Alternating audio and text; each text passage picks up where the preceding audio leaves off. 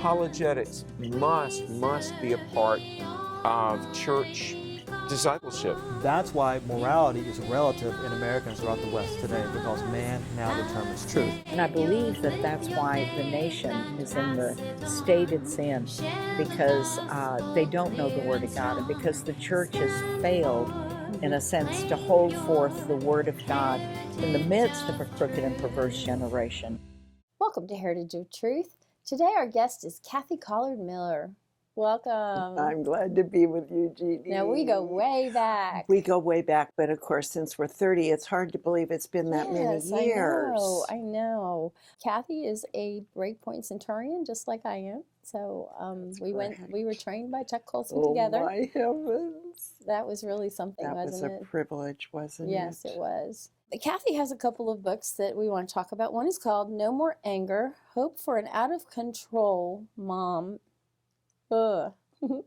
How many of us have gone through that when we get a little bit too angry with our children? And then Heart Wisdom, Daughters of the King Bible Study Series. So why don't you first tell us this? You said this is an update of your first book. It is. Okay, so tell us the story of that book. My very first book came out in 1984, and that was the result of God healing me from being an abusive mom towards our 2-year-old daughter, and then God also healing our marriage. So at the time that all the distress occurred, we were married. Larry and I had been married 7 years. And by the way, Jeannie, this coming June, we'll be married 50 years. Yay! So it's hard to believe that what God has done in all these years, but it was my story. And now it's being updated and sort of given a facelift. So I'm very excited that it's available again. So what advice do you have for mothers who are overwrought, little kids, and they feel like they have no time to themselves at all, and they don't even have time to think? There is no time to think, and unfortunately what we think on are the lies. We think on the lies that God has given up on us. We think on the lies that God is disappointed with us because, and in our circumstances, that he has failed us because this man that we married, who we thought was going to be our Prince Charming, has turned out to have quite a few holes in his armor. And so I was very, very angry towards primarily my husband and took it out on our 2-year-old daughter, who, of course, was very strong-willed also. So it was definitely a combination. So do not think God has given up on you. He just has a different plan than you think. Reach out for help. It made all the difference when I asked my Bible study group that I led to pray for me. And then also give up thinking that anyone, especially your husband, is supposed to meet all your needs, because only God can do that. Wow, that's for sure. That's for sure. So is there anything else from this book that you would want to share today? I think the fact that our husbands might be looking at things differently, because I thought I was helping Larry to become who he should be with complaints and whining and criticism.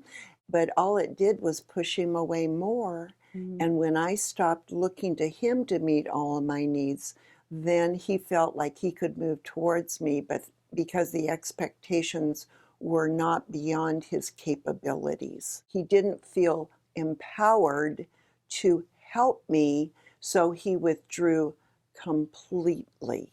And so when we give up making them feel like they need to come through for us, then it's like, oh, well, maybe I can help in a small way. And so that makes a big difference. So do you think anger is a big problem right now in our culture? I do. And I think it comes out in a lot of different ways. We use different words. I'm not angry, I'm irritated. I'm not angry, I'm aggravated. I'm not angry, I'm disappointed. I'm not angry, they hurt my feelings. And so there's a lot of ways that we couch it in ways that seem more acceptable, but they're all not trusting God. So anger is basically not trusting God. It's not trusting God because it's demanding what I think I should have, or that someone isn't doing what I think they should, or in some way We are saying, God, you're not coming through for me, and the way for me to try and get me to feel good about myself is to get angry and intimidate people, or however we're using it, which is a variety of ways. When you were describing the anger, you were using I, me. So it's a very self-centered thing, isn't it? It really is. You're very perceptive. You ought to be a TV interviewer. Oh, thank you. I think I'll try that. So tell us about heart wisdom. I would love to. You know, Proverbs is sort of a hard book to study. It's hard to read straight through, that's for sure. It's very hard because there's so many disconnected ideas. They're all great. You know, thousands of pieces of wisdom. So how do you study it? Well, what I did in this women's Bible study with 10 lessons is that I took different topics, I categorized them, and then in each lesson, which is a write-in question and commentary, I asked the student to study a variety of verses scheduled or put in different parts of Proverbs and pull them together into one lesson. So there's a lesson on words, there's a lesson on marriage, there's a lesson on children, there's a lesson on being corrected by God, being disciplined.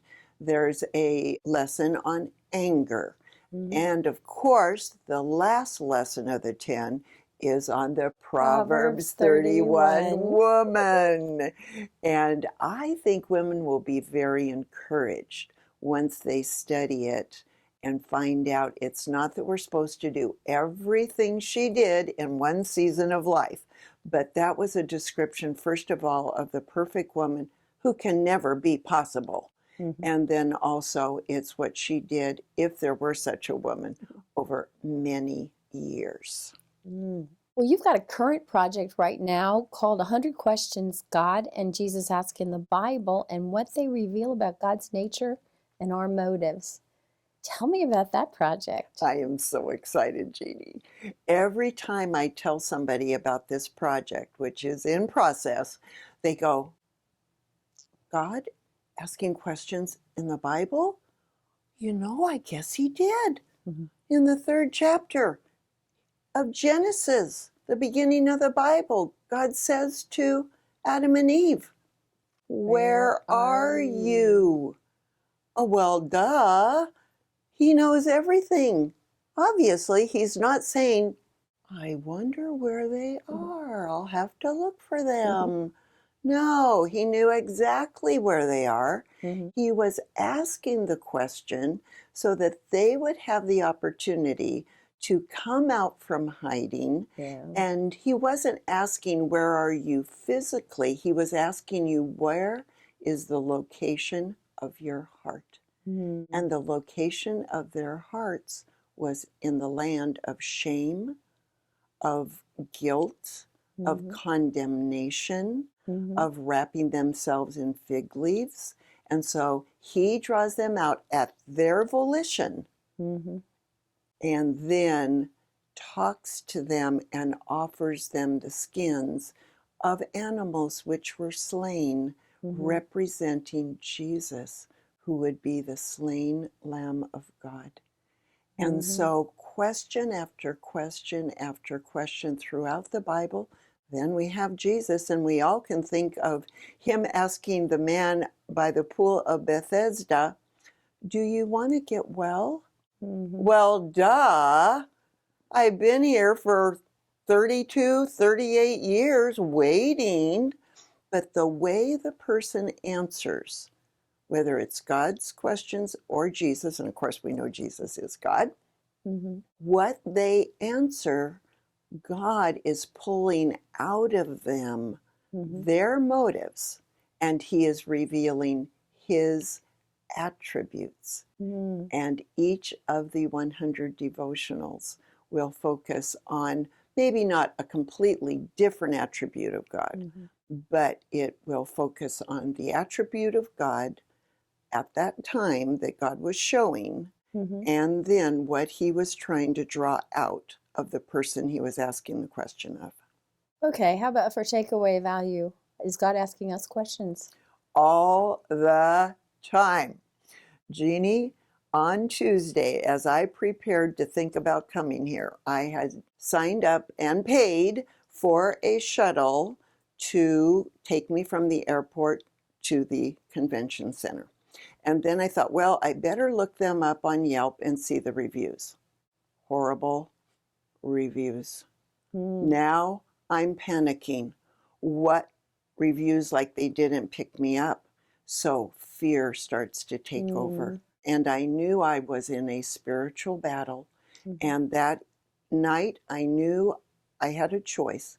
Was I going to worry all night, or was I going to trust God?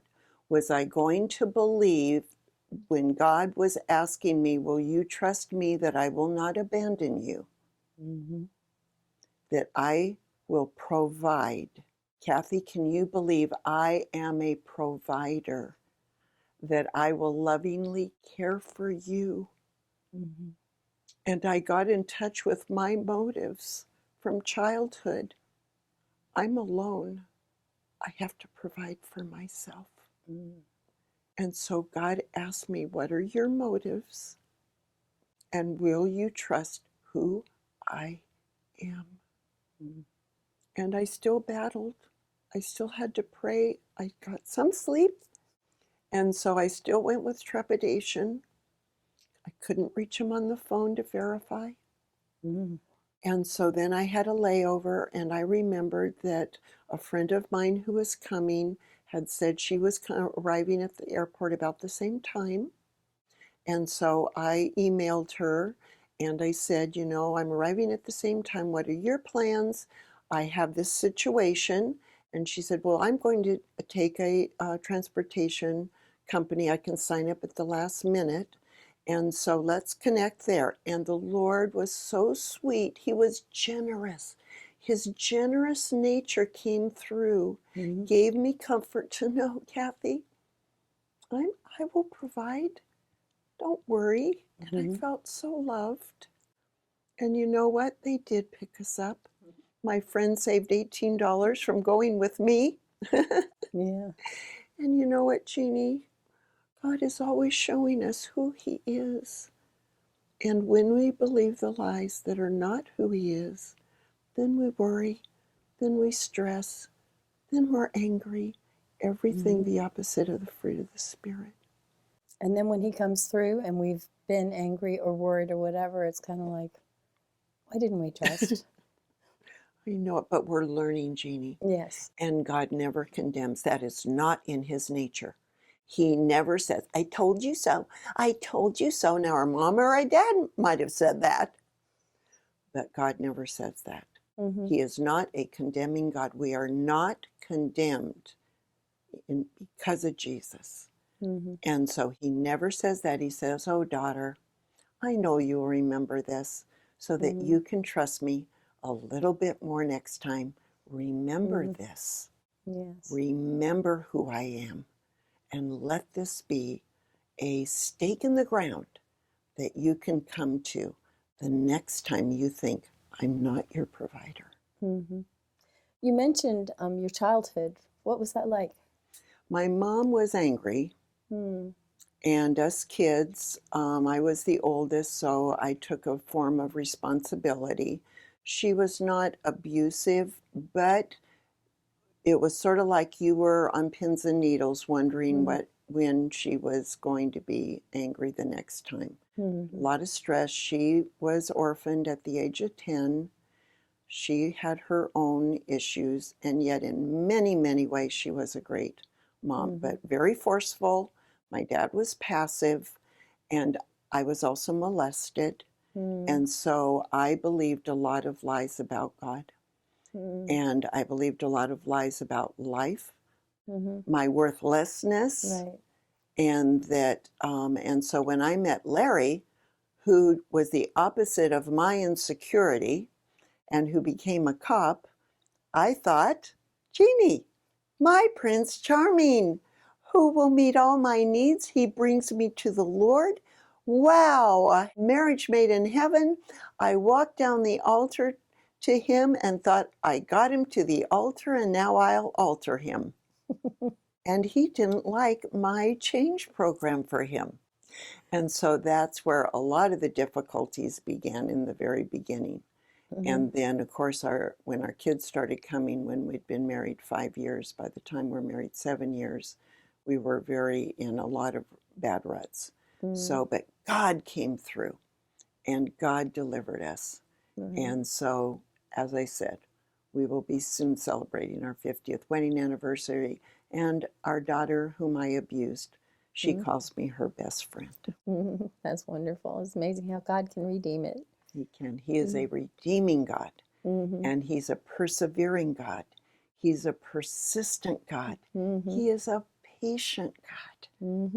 And if we can remember these qualities and His very nature that He never changes, our faith can grow.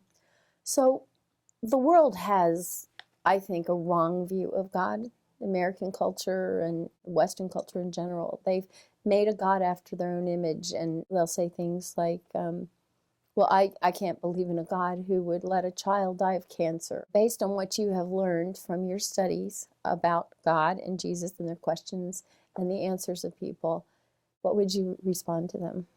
I would respond and urge them to read the book of John if they are really serious about knowing the truth, and look at who Jesus really is in the book of John in the Bible. I think that they would really see that it's not the God they are thinking of, that He is compassionate. Yes, He stands up. He's not any wimp. He stands up to the Pharisees who are not treating the people well. He was all into social justice. God has always been into social justice. And of course, we have to be reasonable about that. But if they are really willing to see that Jesus represents God in full, and that He is compassionate, He is a healer, He is a God who asks questions, who cares about the souls of men. No, He doesn't perform at our whim. He knows what is best. He knows everything. I think that they would see that there is a different God than they believed. Because a lot of people say, oh yeah, I know who God is. But they based it upon the lies and also, Jeannie, the wounds from childhood. Because every child makes what they believe are truths about God. Every child believes in God to some degree. And so they begin to believe, well, I'm being hurt, so God isn't watching out for me, so I'm on my own, and God doesn't care. And so we believe these lies from childhood, and often nobody is providing a different perspective. Yeah, I just recently read a book by Nick Ripken, and it's called The Insanity of God. Ooh. And it was an African nation where genocide was happening and horrible warfare, and he even had a crisis of faith for this. He's saying, where are you in all of this? Where are you in all of this? And yet by the end, he realized that he was there, but it's really hard to understand. I mean, God is beyond our understanding, and that's one of the things I think we tend to forget as humans. We think we've got it all together and we have enough knowledge that we can judge God. How crazy is that? It is. You know, one of the questions I explore, and I don't remember what the question was, but the quality of God is that He is inscrutable. That He is, we cannot, exactly what you said, we cannot understand everything about God. And yet we think because we created the internet, which was God's idea, that we can know everything. And so you're absolutely right. And to make judgments based on our limited knowledge is really not very smart. It's a little bit arrogant. It certainly is. Yeah. So, you know, just the inscrutability of God.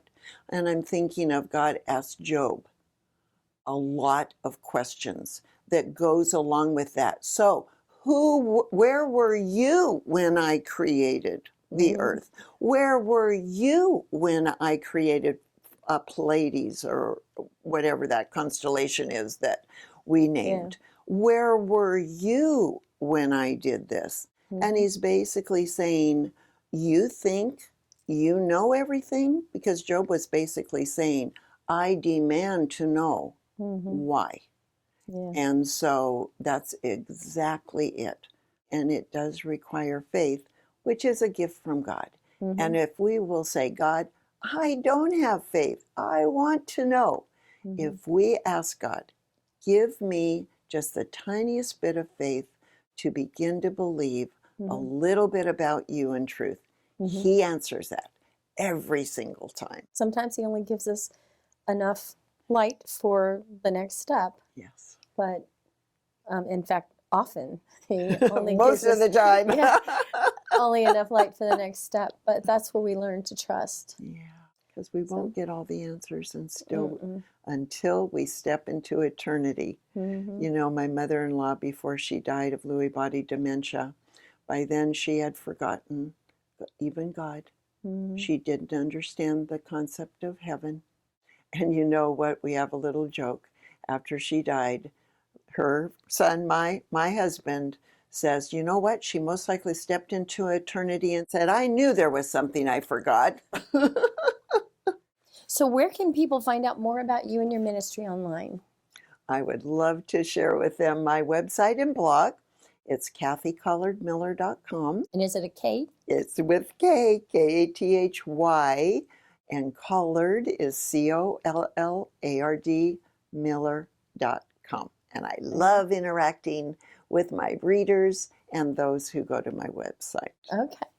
Again, her books that are done, that are here, are Heart Wisdom, which is a Bible study, and No More Anger, Hope for an Out of Control Mom. And her new book, watch for it, is 100 Questions God and Jesus Ask in the Bible. So thank you, Kathy. Thank you, Jeannie. It's always such a joy to be with you. Thank you. I know